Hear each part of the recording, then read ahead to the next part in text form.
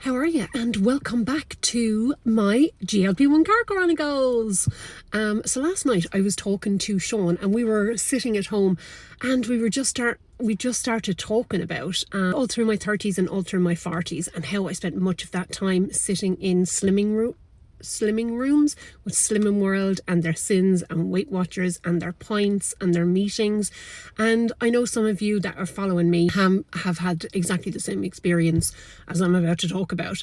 And we were just kind of reminiscing about what it was actually like for me at that time. And honestly, I couldn't believe the difference between the life I had then and the life that I have now since September 2022. Because back then I didn't realize how much of it was actually like affecting me and my everyday life and the shit that I thought was normal as well. I used to like save everything for the weekend. I used to save as much points or sins as I could for the weekend, or eat all week and then just go mad and feel completely and utterly out of control when the weekend came. And I used to save my points and my sins for alcohol as well. And I thought that was normal to kind of do, you know. And I also used to choose, when I think about it, I used to choose like a packet of lower calorie crisps over a banana or something, you know, because I didn't know that nutrition was better to be looked at than calories, you know. And I thought that was really normal as well. And I got through the day on as little kind of food as possible and as little sins as possible, and that was all just to try and see a lower number on the scales, you know.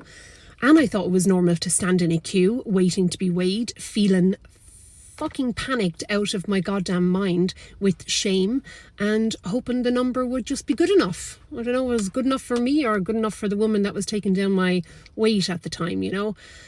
And I thought as well that if that wasn't working, that it was my fault. It was everything to do with me. Nothing else was at fault, only me and my willpower. But looking back now, not one person in those rooms ever asked how I was sleeping, was I stressed, or what was going on in my life at the time. No one even asked about hormones or digestion or my actual real health.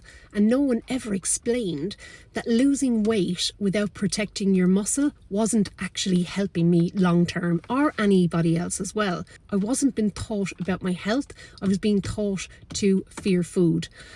And it took me a very long time to unlearn that. I went through 1.5 years with a health coach when I started back in 2022 as well.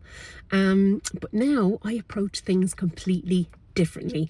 I check in with my body. I think about my strength. I think about my muscle, my energy, my sleep, my actual bloody life. And I don't make decisions based on fear anymore. And if any of that resonates with you and you are feeling like you're still there and like you can't get out of it and you're absolutely fucking exhausted, then drop your favorite emoji below and I'll send you over a video that might just help.